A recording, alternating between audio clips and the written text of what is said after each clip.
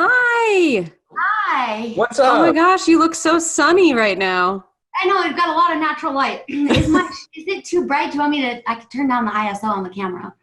It's Want me all to? up to you. I I mean, mean, it's very peaceful and angelic. Okay, we'll just let it go then. which is timely because now Angel's on as Angel is on. well. Hi. Hello. Hello. How are you? Let's see, we've got Adrian. Adrian here. I imagine this might be a twofer because it might be. There we go. We nailed it. All right. Yeah, there you go. Okay. We did it, guys. Whew, last panel of the day. This is honestly like when we have scheduled these kind of days in the past. Actually, like producing the first season or two of the Stokecast, and we'd schedule these days to do like 5 or 6 interviews back to back in one day. It was like hard, super hard. I'm sure you've all done like press interviews and like film circuits and stuff. That those kind of days are just take it out of you. But I feel like nothing but energy has come out of like today, and we're 5 hours in, and it's been incredible. Yes. Nice push. That is impressive. That is very impressive. Well, thanks guys for jumping on. So what we've been doing is, for anyone new who's on the attendee list, you can jump into the Q&A and we'll pepper those questions in as much as we can throughout the conversation. But wow, crazy times that we're living in. And we really appreciate you guys taking some time. And there's been a lot of great Zoom calls I'm sure you've had since it started, but thanks for joining us today. I want to start by calling out the fact that, Angel, the last time we saw each other was the last day of 2019 at the bagel shop downtown Jackson. Just randomly bumped into each other there. That was awesome. So funny because your wife knew my boyfriend. That's the only reason why. From the same hometown, like as kids. She comes over to introduce me to him, and I'm like, wait a minute, I know you. Yeah, totally. Well, 2020 has been a ride so far, hey? Yeah, seriously. Not what we expected, but it's what we got. It's like, I saw a meme the other day that was like frozen pizza, and it was that line from Batman. It was like, not the hero we want, but the hero we need. Yikes. Nice. I like that. Well, Angel, I mean, maybe what we should do first is you can introduce Natasha to the whole world, your quarantine You like to meet characters. Natasha? I don't have my hit. My hit is over in the other room, but I can go grab if you want. I need my vodka too. Okay, so for people who don't have context to that Russian accent that you just did, Angel has been doing some really nice characters on Instagram and have been a source of light for me and I think a lot of people during this really challenging time. So we love Natasha and we want more of her. Thanks. Why did you start doing those characters anyway? Well, I think part of it was, as we've been sitting here, I've been encountering lots of different emotions and lots of different aspects of myself that have been coming out. Sometimes I have this part of myself that's really like angry and frustrated and like wants to be doing more and is jealous of like these other people who are taking advantage of this time in a better way than I am, and so Natasha came out because she's sort of like a fireball. And I just was noticing these different parts of myself, and a part of myself that's really driven, but really like actually needs to rest. And as these like different parts were coming out, I was like, screw it. I'm just going to make a whole quarantine character series. I have like 5 million hats and costumes in my house. And I figured it was kind of just like a good way for me to express what's going on for me and some of the things that have been working, and like just invite people to explore these other aspects in like a fun way, because I think it's stuff that's coming up for a lot of us. I love it so much. Well, we dove into Natasha, but maybe we do a quick round of, I think most people know who you guys are, but if you want to just do a quick round of introductions to actual Angel, maybe not Natasha, and then Caroline and Emily and Adrian. Yeah, well, hello everyone. My name is Angel Collinson, and I'm a professional big mountain skier. I'm based out of Salt Lake City right now, and I'm actually up at Alta, and it's snowing. Nice, awesome. Just torturous snowing. Sorry. Well, I mean, I can't do anything about it, really. Right. So. I'm Caroline Gleich. I'm a professional ski mountaineer and environmental activist, and I'm just up the hill from you in Park City, Utah, and I'm really honored to be here and to be on a panel with all of you today. It's good to see all your faces. Is it also snowing in Park City?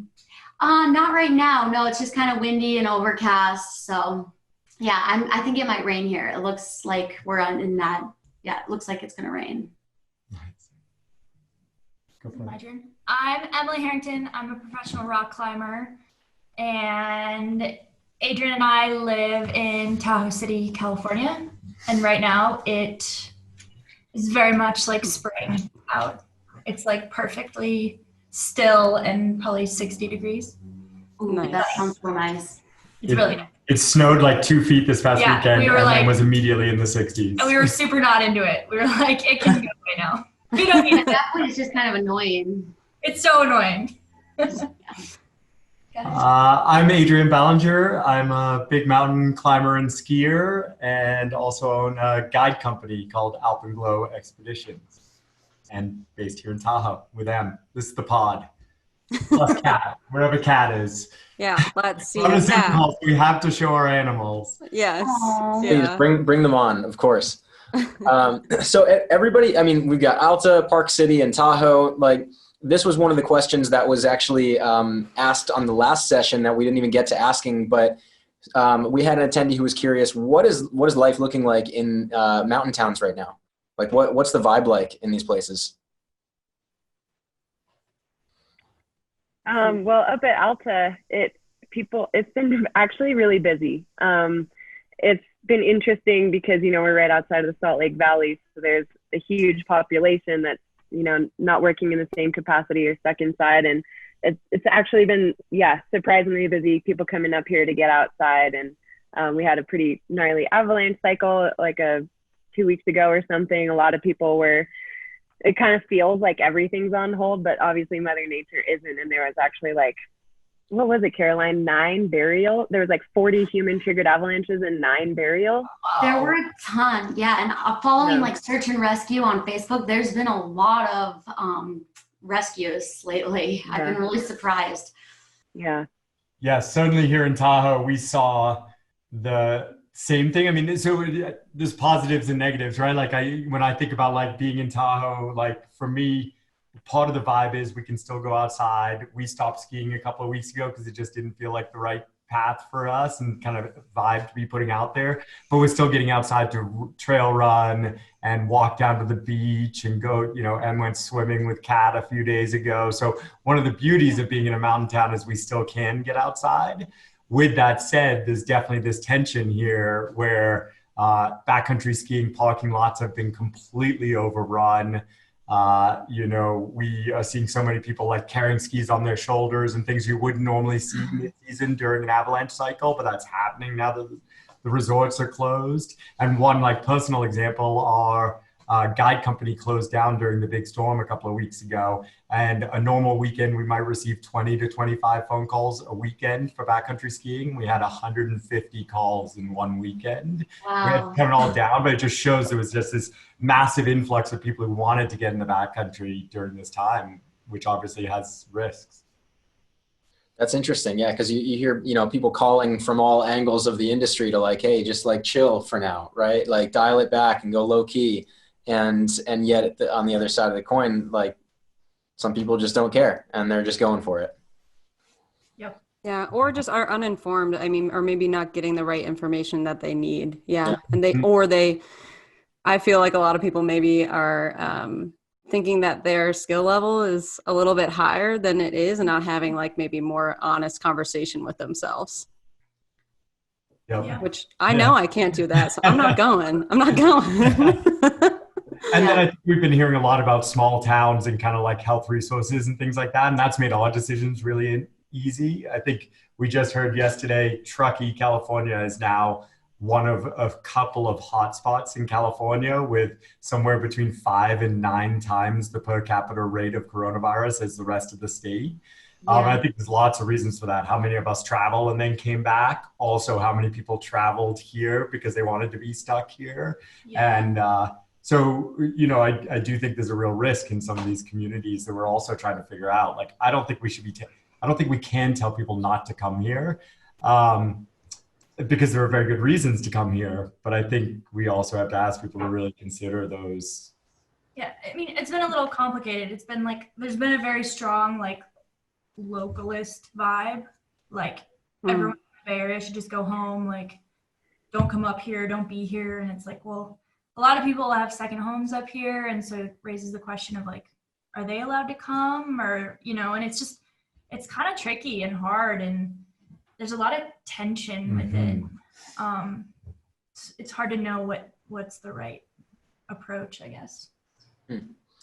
Adrian, I'm curious how this has impacted, Alpenglow. Like, I'm sure there were plenty of trips on the books that are probably, people needed to cancel or they need to be postponed.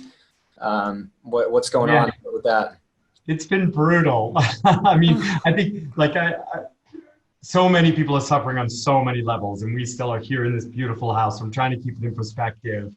But we had to shut down all our international expeditions, including a 16-person Everest expedition this spring, and also all of our local guiding, avalanche courses, backcountry skiing. So we have 8 people in the office, and this season we had 38 guides on the payroll, and that all went to 0 immediately. And while I have hopes of like local guiding coming back maybe this summer, hopefully with like local travel and things like that becoming a thing again, I think it's going to take a long time for the international part of the business to come back. And it supports so many people, from Sherpa to local guides to drivers to cooks in so many different countries around the world.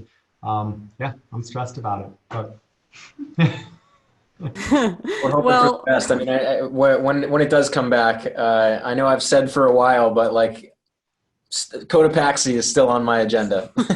Just it's not happening in the next few months. Yeah, you have one attendee there. That's great.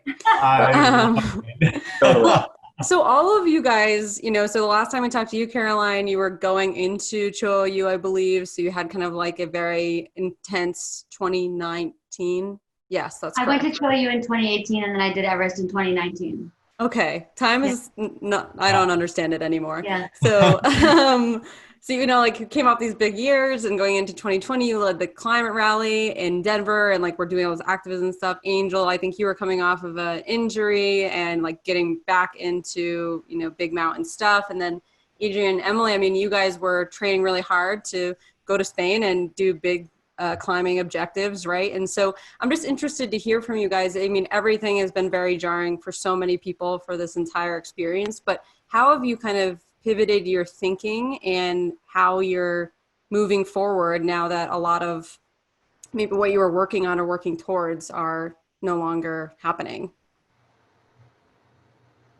Yeah, I mean, it's definitely taken a moment. There was definitely a moment of deep grief and sadness and depression, as I was like, the trip I had to cancel was like this really fun Canada trip where I was just going to get to go powder skiing. And that was after a busy season traveling to do speaking engagements and a lot of environmental activism work. So there was definitely a week or so of readjustment where I had to sort of accept the new reality. And then I was really taking a lot of time to gather information as well. And there's a local epidemiologist who reached out to me to do some coronavirus Q&As, and that really helped me to get a better understanding of the situation, because it's like we've never experienced this, so we have no frame of reference for how to deal with it. But I think that a lot of the skills that we learn on big mountain expeditions and on trips where we're waiting for weather, they apply really well right now, because so much of it is out of our control and we're waiting for things to line back up again, and that might take a while. But in the meantime, when you're stuck at camp, you can always do things to improve camp. You can always just sit around and play gin rummy, or you can play Words with Friends, or whatever it is. Like, there's always something you can do. And so just kind of having that day-to-day focus and trying to find ways to keep busy, for me, has helped. What about you, Angel? Yeah, it reminds me both of like the downtime on expeditions or trips when you have big weather windows. It's really similar. You're not really supposed to leave your confined space, or maybe you can't in a lot of cases. But it also reminds me of going through an injury, and anyone that's had like a surgery where you're cooped up inside, you can't do much, and sort of you're questioning your identity, the things you do in life, what brings you meaning, like that. There's something about, I think in the US, we really identify with what we do. And when that's taken away from you for a period of time, there's like some deep self-reflection that happens.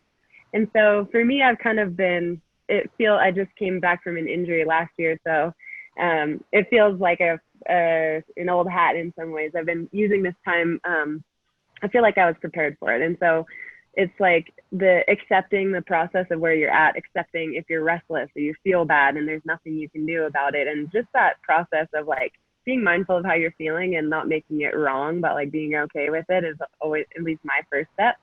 And then, just using the time to explore other things or make future plans. It's like this too shall pass. And it can feel like forever, and time can go in crazy ways, like you said. But just like taking the time to rest, our society is so go, go, go, go, go all the time. And even now it's like, you're supposed to be productive. You're supposed to be doing all these things, like take these master classes, learn the instrument, plan your next trip, do whatever. And all that is great if you have that energy. And sometimes I've just been like sleeping a lot, and that's great too. So yeah, it's been a bit of like introspection, self-exploration, pursuit of other interests. Started taking some belly dancing and twerk classes online, so that's been fun. Yes. That's been amazing. Thanks. Yeah. I love that. So yeah, and sleeping. And sleeping. Nice. And sleeping. What about you guys, Adrian and Emily? I mean, for us, there's definitely been struggles for sure, but I think for me, in a way, in like a weird way, I've always sort of been craving this time, like this permission to just be home. And as a climber, there's actually a lot of ways to gain strength and fitness like in your home that are usually like monotonous and boring. And in normal life, sometimes I don't find the time to actually get to do them because I'm traveling. And in the back of my mind, I've always been like, well, if I actually consistently did a hangboard routine for 3 days a week for 2 months, like I could actually get way stronger and improve. And maybe that's what I need in order to like accomplish some of these big goals that I have. And so for us, I think it's been really motivating because we actually can train. And so we have like our little hangboard here, and then we have our home wall.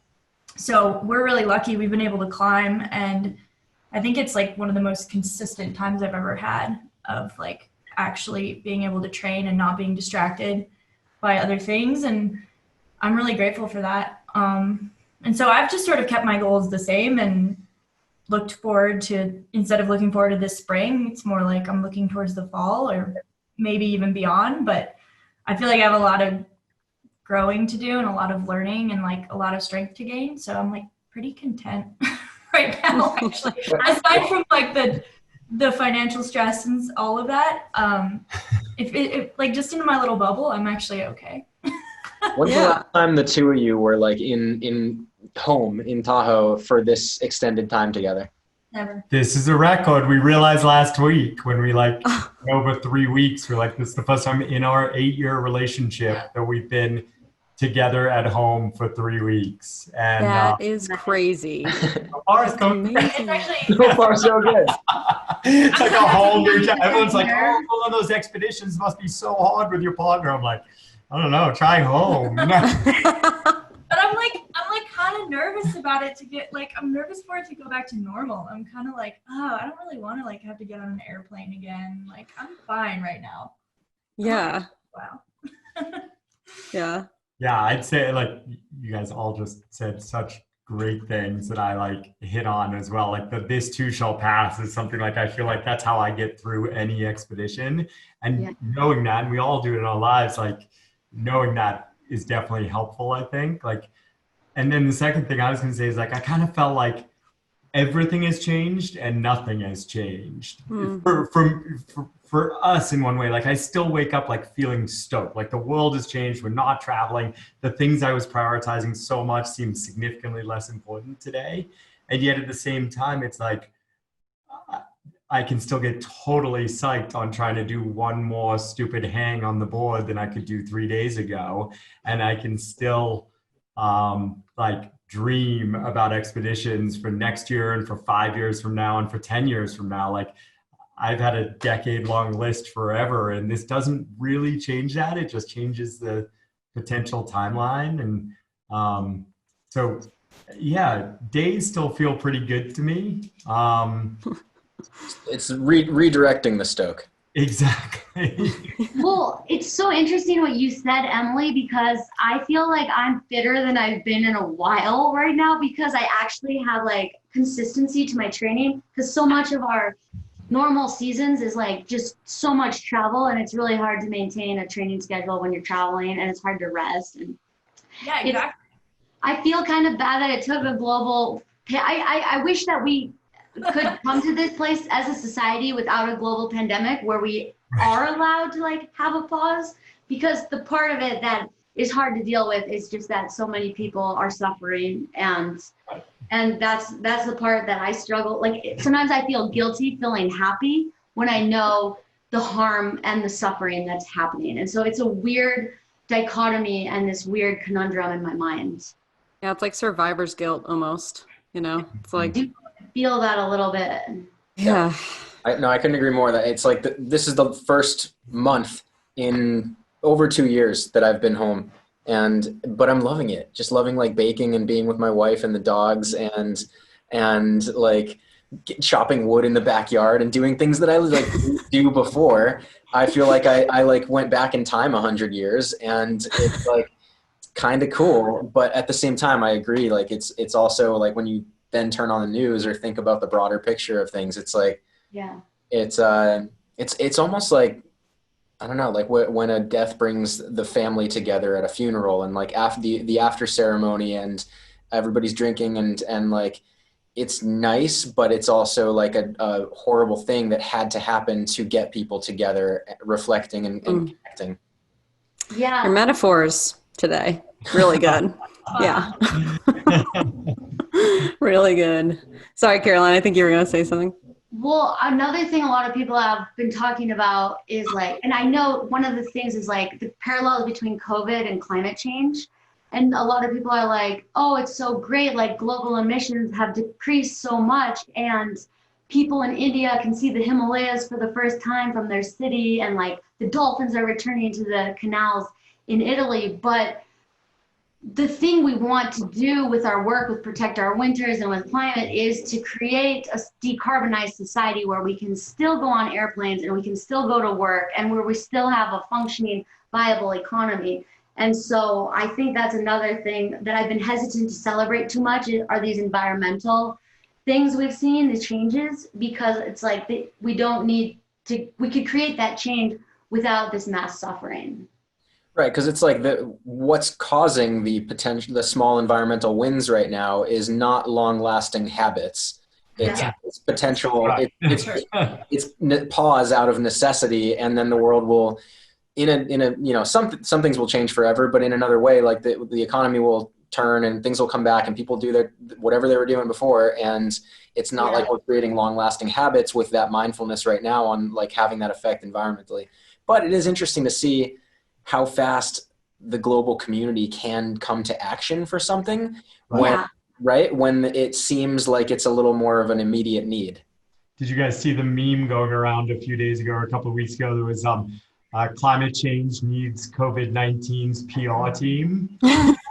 Because like half of the world or 3/4 of the world was willing to completely change how they live their lives in a matter of days, when not that many of us had been personally touched yet. Yeah. And yet with climate change, we just have not been willing to do that. Right. But it's not knocking on, it also shows the need for like early action before it and those when you take early action on COVID or climate, you can really prevent a lot of suffering, and especially for the most marginalized groups. For sure. Yeah. But yeah, it is cool to see how many people are voluntarily social distancing and wearing masks and doing, there's the helpers, there's always the helpers that come in, and there's definitely a silver lining to see that. I think too, it's like we know the actions seem more achievable and specific. and it feels like we can immediately put them into place and do them realistically, or we're forced to in the case of like work or whatever.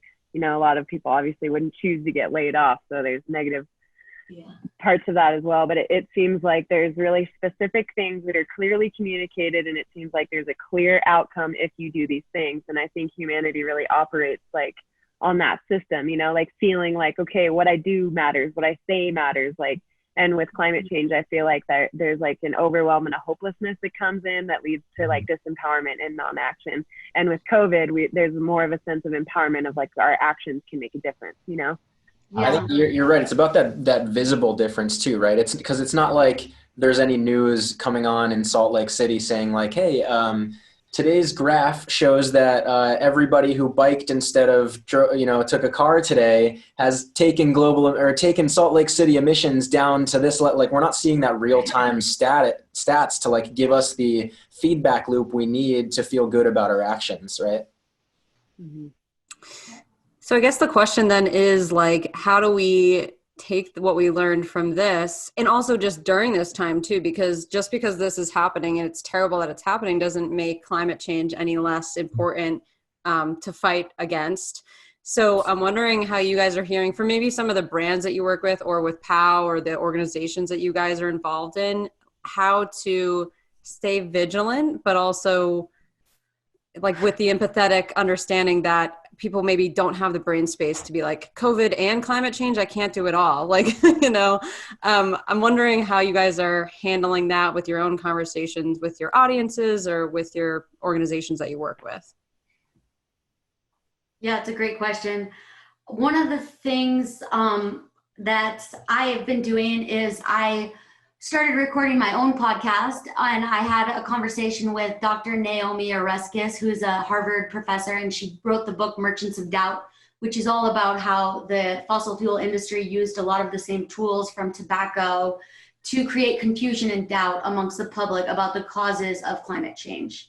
And so I think having those conversations and just to make sure that we're continuing to talk about it and to stay vigilant for what our elected officials, like holding elected officials accountable for what these, like some of the things in the bailout bill, and to make sure that we're continuing to be vigilant and that we have watchdogs overseeing federal policy on environmental issues. Because that's one of my biggest concerns is like during this big shock and disruption to society that, and the Trump administration is already trying to like sneak through they're trying to get these sneaky environmental loopholes passed, and so that's really worrisome. So I think if we have the bandwidth, and for people who do have the privilege to be able to keep an eye on that and speak up about it and still take action, I think that's more important now than ever.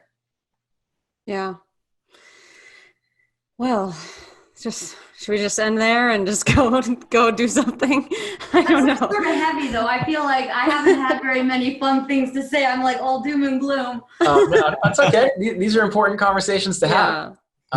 This is great. So let's get out of the doom and gloom for a second. We've got a few questions here that we can just hit down the list. All right. Has anybody skied any of the mountains outside of Juarez, Peru, or have you climbed in any areas outside of Cusco? Right. Yeah. All of us most of us have probably skied outside of Juarez in Peru. We've skied Toclarahu and Ashinka. Yeah. And Caroline, you did something. I skied Ashinka, Pisco, and Juarez Este. Nice. Yeah, the skiing, I mean, there's no lifts, as people probably know. It's high altitude, up to like 21,000 feet. And the snow conditions tend to be horrible, but the mountains are super, super inspiring and beautiful. So highly recommend. Pisco looks incredible. Yeah. And then I climbed for a month this past July outside of Cusco at a place called Pichu Marca. We were there developing routes, and it was amazing. It was absolutely gorgeous. There's just so much to do in Peru. Like, there's so much rock. There's so many mountains. Yeah. Also amazing surfing and the best food in the world. So highly recommended. It's a good place. Grant, who asked that, actually was there for 2 years in the Peace Corps. Oh, wow. So that's probably why he's looking for some context around what you guys did there. Let's see. Since you all do international trips and expeditions, how do you make sure you're respecting local communities and local spaces when you're getting into the outdoors abroad? That's a good one. Well, okay. For an example, I guess, for me, what I've always made sure to do is like connect with like a local who knows like the community down there, as well as like, for instance, the climbing, like in Pichumarca. I connected directly with the person down there who communicates with the people who own the land. It's owned by all the Quechua people down there, and just made sure that like it was okay for us to be down there and what kind of like the rules were and how to respect it. And for instance, like in that area, there was a curfew. Like we weren't allowed to drive down the road past dark because we would scare the alpaca. And so we had to make sure that we were like done climbing before dark. And so just little things like that, just always connecting with a local who can kind of like tell you what's okay and what's not okay. And yeah, whether or not we're welcome. What's your take on eating what you're served? I'm a firm believer in like having a diverse palate specifically for travel. I think that you can connect with a lot of people if you're a flexitarian, which is what I call myself. Dietarily. Yeah. Yeah, I think it's a very personal choice, and it's hard to judge other people's decisions there. But for me personally, I tend to be pretty flexible in what I'll eat and what I'll try when I'm traveling internationally. It can really bring people together. Agreed. Did you try chunya with the Quechua people? It's like fermented potatoes. Ooh, that sounds awesome. It's bad. It's real bad. We ate a lot of potatoes. I learned down there's like 200 different kinds of potatoes. Yeah. Is the fermented stuff, is it actually alcoholic in the end? No, it's like they put the potatoes in the river under some dirt for like months, and then they dry it out, and then it just tastes horrible. And I got food poisoning. But you know, I also believe in eat what you're served, because I think it's respect and it does create conversation. Oh my god. Any experiences to share there? I ate guinea pig in Peru. Yep, that's a staple down there. I got the side without the head, and Rob got the other side, and he didn't like it as much as I did. But it probably has a very small carbon footprint. You know, it doesn't take a lot of water or land or resources to grow that protein, to raise those proteins. So, True. Yeah. I had a 3-week trip in Albania, and we were staying way up. It was really beautiful in this national park, like way at the end of this road. And I loved your question, because I really think in a lot of countries, food, especially in places that don't have a lot of money and live simply, food is like a gift, you know, and it's the way that people connect. And when we were in Kosovo as like or in Albania as a celebration at the end of our trip, they killed this goat and spit roasted the whole thing, you know, and then served it on the table like the whole goat. And for Americans, we're not used to seeing that, you know, and a lot of people on the team were like, they didn't know what to do. But I don't know, I love those kinds of experiences. That, yeah, it wasn't the best tasting. There were some parts that were better, but yeah, it was pretty crazy to just like see the whole goat there and be like, all right, dig in, everybody. That's super cool. Yeah, seeing cool. It is, I feel like the preparation too, if you're like, you see it and it's like a tradition and there's like this whole ceremony around it, I feel like I'd be much more likely to do it, you know? That's going back to highlighting, like, even right now, how we are being more mindful than ever about like where our food is coming from and what food we need, and how to limit trips to the grocery store, and what are the essentials versus what can we stock up on versus what, like, you know, fresh produce and when and what, you know, it's bringing that to light, right? Like, not just seeing the goat on the spit, but like thinking through the food supply chain as it exists right now and our impact on it. Yeah, I definitely have like an inner pioneer woman who's coming out. I've been like sewing masks and like repairing all this stuff. And then there's like Demolition Caroline. We just did some remodeling. So that was a really fun version of myself. I don't have the good accents that Angel has though. Do you have different like outfits for each version of Caroline? Yes, I have some sweet jumpsuits. There you go. Yeah, they've been really fun. So I can bring a little fashion element. And this is really nice today to actually put on some like real clothes and do my hair. Yeah. You know, I think this is the second time I've put on jeans since this happened. Hey, you're wearing pants? Yeah. Yeah. I am wearing pants. Thank you so much for showing us. Yeah. The Zoom. Just in case you're wondering. Yeah. The pants proof on Zoom. Yeah. This is another fun question. So for Emily, it says, I know you listen to a lot of Spanish music, especially when you're climbing in Ecuador and Peru. What's your favorite reggaeton or Spanish song to get pumped to right now? I had one. She's like, oh my gosh, I need my phone. But, You don't know off the top of your head? it's like the new most popular one on like all the Spanish. It's got like Nicki Minaj in it too. I think it's okay. called Tulsa by Carol G. Oh yeah, Carol G. I gotta add that to Yeah. my list. That's hot still take.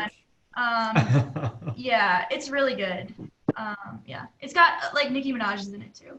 I like those little like when they have like little mashups. Yeah. We listen Okay, to this. We actually stream a Spanish Yes. radio station when we're at home because when we go to Spain, our favorite radio station is called Flaix, Flaix, and they have an app and you can stream it, so we can actually. It's listen Catalan, so it's not. So you won't understand Catalan. anything so they if say, speak even if you won't speak understand Spanish. it, but they play Spanish music, and it's all really good. Nice. So you're like prepping for the trip so you can like fit in with the local communities so you can like listen. Yeah, I love it. Awesome. Love it. What I'm curious, what's different about your morning routine in the last like few weeks? Like how are you starting your day? We're starting our day the exact It's the way same. we always do, which is I have to get up first, let Kat out, who's a dog, and I make coffee and bring Emily coffee in bed every damn day. And I Same. refuse to get out of It bed. is for my birthday, won't like a get couple out of months bed. ago. She's like, "I'll do it for you today." Didn't happen. Not even. No, I don't like to get up if I don't have to. I don't set alarms either. I kind of just wake up. I set an alarm every. No, you set like I set like 6 alarms every morning and This is- have done since I was It's like 7 o'clock, 22. 7:05, 7:15, 7:20, 7:30. This is the longest Yeah. they've lived This is together. story. I think those are like defines the three types of people in the world, right? Like you either get up without an alarm, you are like militaristic on getting up with the first alarm, or you've got 80 alarms 5 minutes apart to actually get your ass out of bed. But I'm just like, why? What do you have to I have an incredible It hasn't built-in changed. sense of guilt Same. about not getting up in the morning. Caroline? Well, some mornings I try to, like one morning a week, I'll get up right away and I'll like go ride the trainer for an hour or two. But then most mornings lately, like we've been staying up really late this past week working on the house projects, painting and finishing this floor. And so we've been sleeping in, and then the first hour we just lay in bed playing Words with Friends with each other. That's the current phase we're in. But I mean, the thing is that I like I can adapt to all these things. Like sometimes I'm the person who sets the alarm every 5 minutes and feels really guilty about not getting up, and then other times I'm totally okay with not getting out of bed till like 9:30 or 10. I can be incredibly lazy. Just about not judging yourself, right? Whatever you need in the moment. Yeah, right? I'm just glad I don't have small children, because I talk to my brothers and people with small kids, like, I don't get it. Why do kids wake up so early? Like, they get no sleep at all. Both my older brothers have 2 small children at home, and they're always just like zombies right now. I wish I could take over for a day or two and fulfill my auntie duties, but they can't come visit here now, so I'm kind of sad about that. I think kids just have like, they are just like a ball of FOMO is what it is, right? Like thinking about like needing to like bedtime or like not getting up at 6 a.m. or earlier, right? Like they're just thinking like, if I'm sleeping, I'm missing out on everything anybody's doing. That's what never changed for me. That's my problem. You just True. nailed it. There you are. It's true. Angel, how's morning routine been for you? It's been really interesting actually, because like you guys have been talking about, when you travel so much, when you're on these trips, you have to get up at certain times. Sometimes it's ridiculously early, blah, blah, blah. So usually in my everyday life, when I'm at home, I never set an alarm, and I try and keep a consistent routine, but it's all over the place. And now having this consistency, I've been really like playing with what makes my body actually feel best. And I've been setting an alarm for 6 every day. And then if I'm not like waking up in time, I just go to bed earlier, and I'm kind of like figuring out how much sleep actually feels good for me, that I can wake up when I want to and feel good. And that's been really fun to experiment. So yeah, I've been setting my alarm every morning, which I never do, which seems like a fine time to do it. And then I drink about 16 ounces of warm water that wakes me up and makes me feel great. And then I have coffee just because I like the buzz. And then I have usually like 15 minutes of like yoga or stretching, and then meditate. And then I usually get some work done on my computer.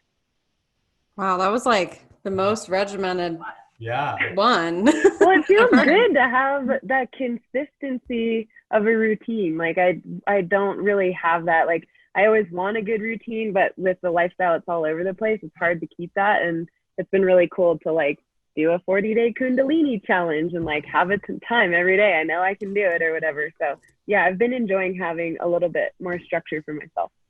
And what is your sweet spot for hours of sleep per night? Like 9. 9. Nine and a half to 9. Yeah. Yeah.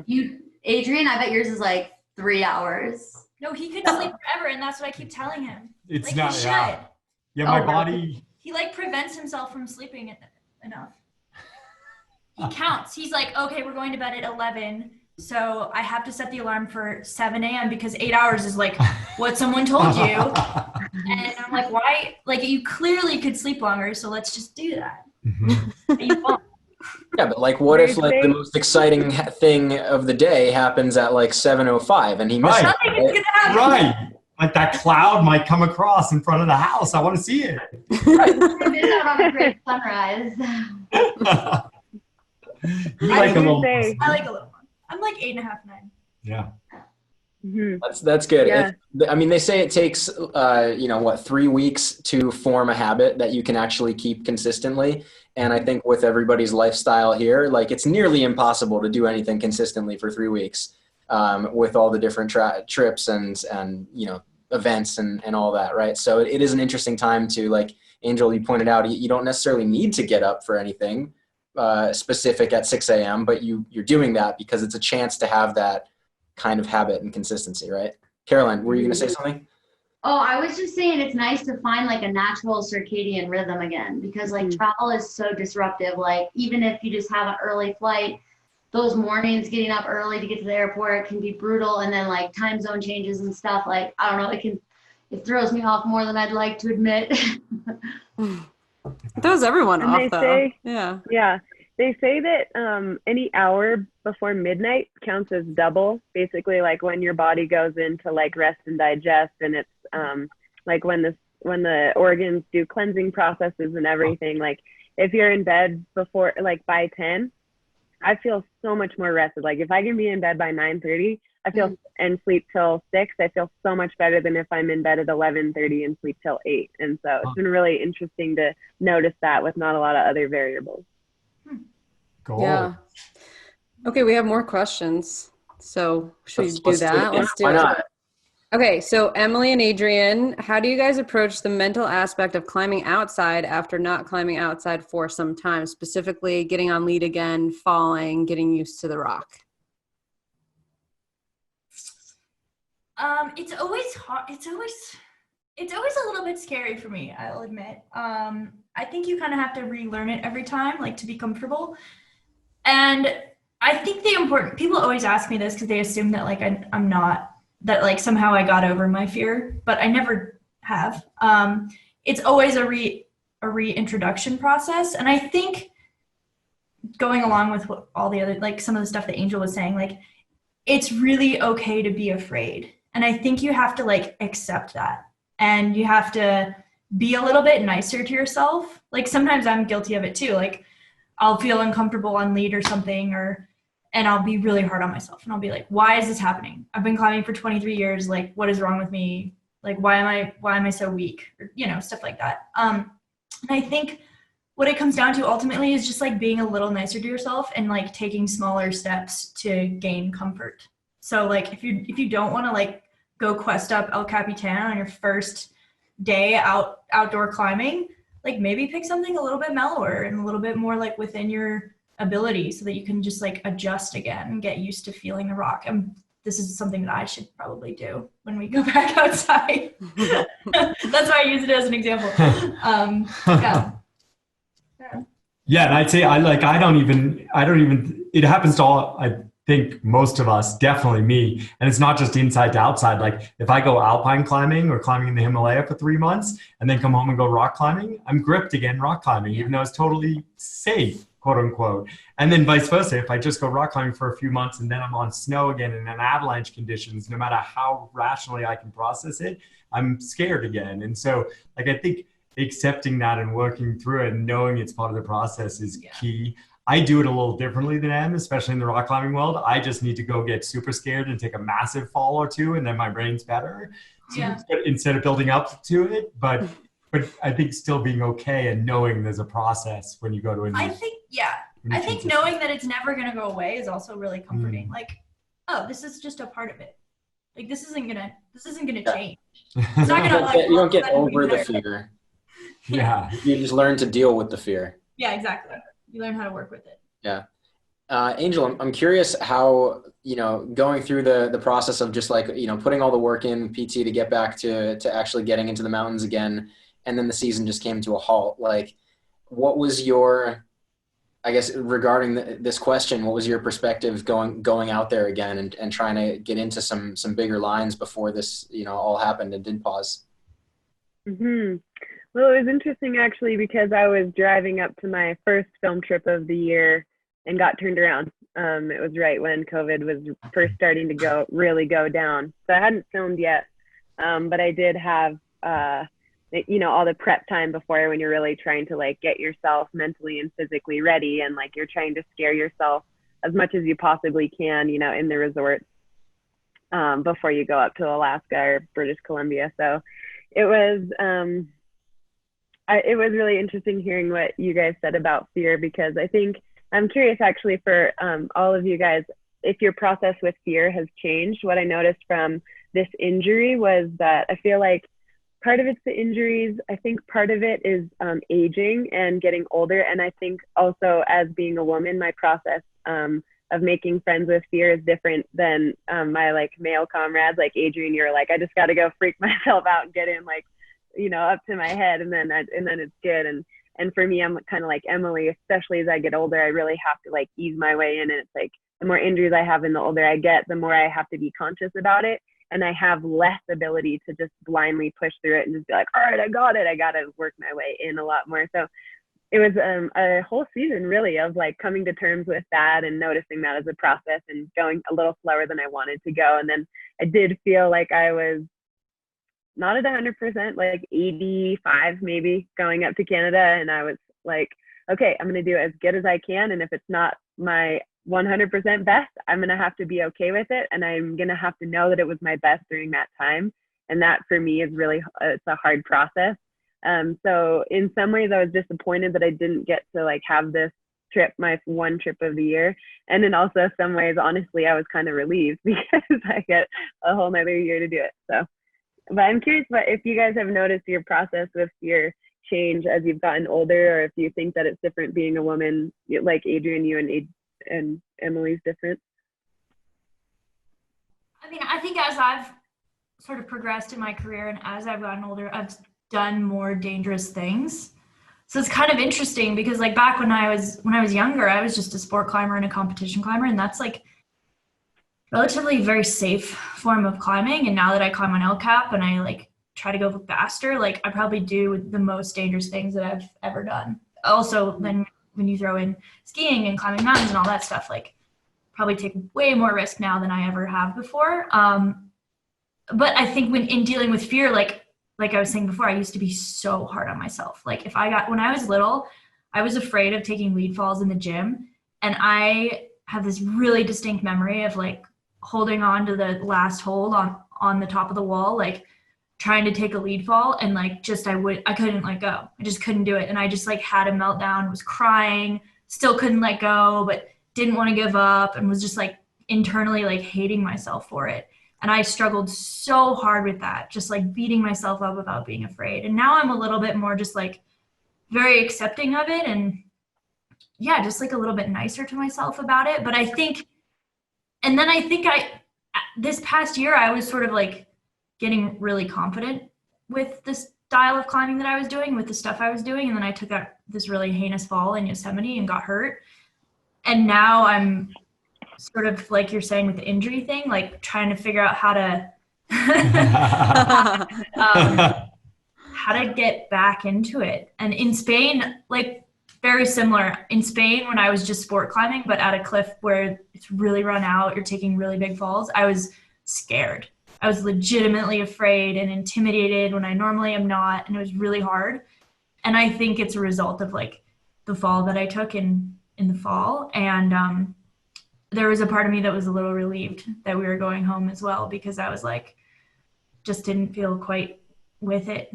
So I don't know. I think it's always evolving. I think I'm going to have a lot of emotional stuff to go through when I go back to Yosemite eventually. Yeah. I mean, Angel, when was your ACL surgery? Well, I had one in 2016 and then one, oh gosh, I've missed my anniversary, guys. Oh, it your was on anniversary? April 5th. Well, it was Wow. April 5th last year, but I totally forgot about it. Yeah. April 5th last year. Yeah, because I tore mine February 26th, and then I had surgery June 4th. And then this winter, I was able to ski, but like with the hamstring graft I had, it was definitely like I wasn't as fast as I normally am. And I think for me too, when I get afraid, my imposter syndrome comes out.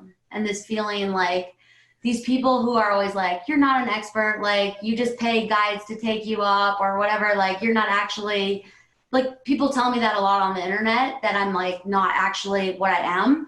And then sometimes I like internalize that, and I like forget that I did all the stuff I've done. And I look up at the mountains and I'm like, how did I ever ski that?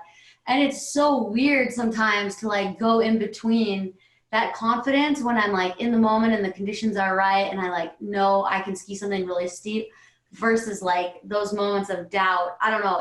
That's been a big challenge for me this year, is like all that stuff you were saying, where you sort of forget like this. I don't know. I sometimes feel disconnected from that woman who did all these crazy, like this fearless woman. And I'm like, I'm not this fearless woman. Like, I don't belong here. Like, I don't know. It's so weird. I don't have any good advice, but the imposter syndrome thing for me has been something I've been trying to work on this year.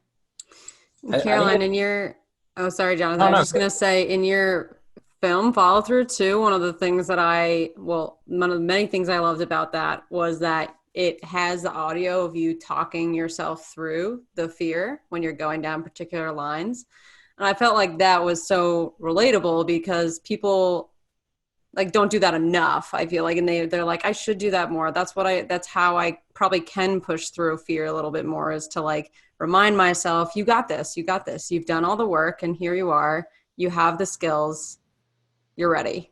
I didn't even know I was doing that either. Like, it was just something they picked up in the audio. I just like press record and like shoot the stuff. And I had no idea that I actually said that stuff. Like, it's not even a conscious thing I do. It's like, you have to be like your own cheerleader sometimes, or your own like parent on the sidelines. And so I think that's like, I came to fill this role and like create this imaginary person for myself who's like cheering me on in these moments of like really gnarly exposure and like weird runouts on like that traverse I was doing and all these weird places I was. So anyway, yeah, but there's probably some like psychological benefit there.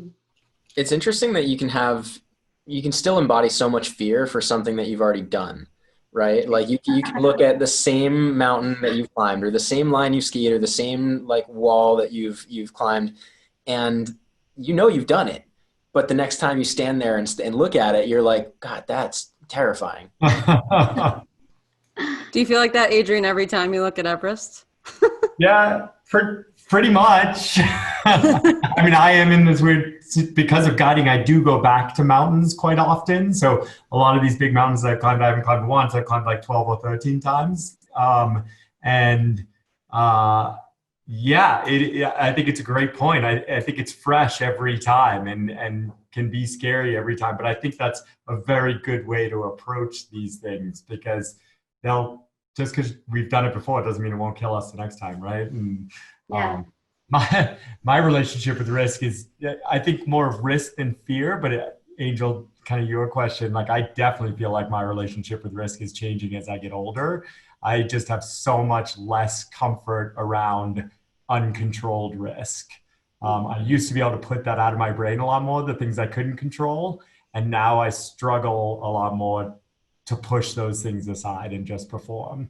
And I don't think that's a bad thing.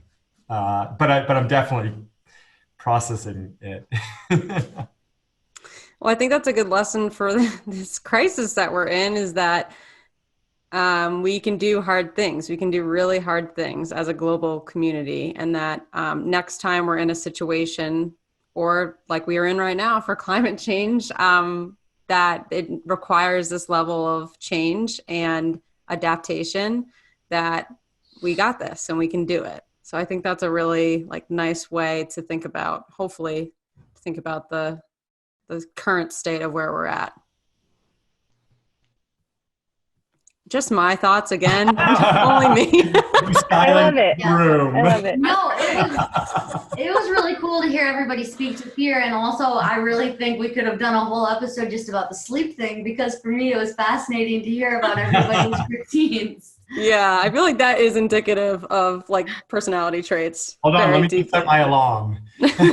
Ready. Your 8 alarms. That's so awesome. Emily, you got to start just scheduling I don't know, surprise Jack in the Boxes to pop up, fun surprises that happen before his alarm, so that he continue the FOMO working backwards. He's going to be waking up at 3 a.m. Yeah, totally. What are these games you're playing? What are you and your wife are playing games on each other during this time, Jonathan? What are we doing? You're just playing games with each other during this quarantine. You're getting you all gotta kinds of keep it light. weirdness. Yeah, for sure. The biggest game I played on her was I grew a mustache 2 weeks ago. She didn't like that one. Yikes. It's working for you. You're all right. Awesome. Caroline, Angel, Adrian, Emily, this has been absolutely awesome. Thank you so much for joining us for the Stoked From Home event here. Really just candid discussions while we're all inside. It's been a blast. Yeah, thank you. Yeah. Thanks, guys. It was rad. Yeah. Great job putting something so big together. Yeah. Yeah. We are psyched about it, but definitely shocked how quickly it all came together. It was just a random conversation. It was like, hey, let's just reach out to everybody we've talked to before and see who wants to chat on a Saturday. And it's been pretty cool. The response was amazing. Awesome. Thank you for being a Cool. part. Well, Thank you, we're guys. pivoting into happy hour here, but and you're obviously welcome to join. Thank you, though. Appreciate it. I gotta go grab my kombucha for this happy hour. Nice. Yeah. Awesome. Thanks, guys. Thank you so much. Appreciate it. Yeah, Thank thank you. you so much. Happy hour. See you happy hour. Thanks. Yeah. See you in a little bit.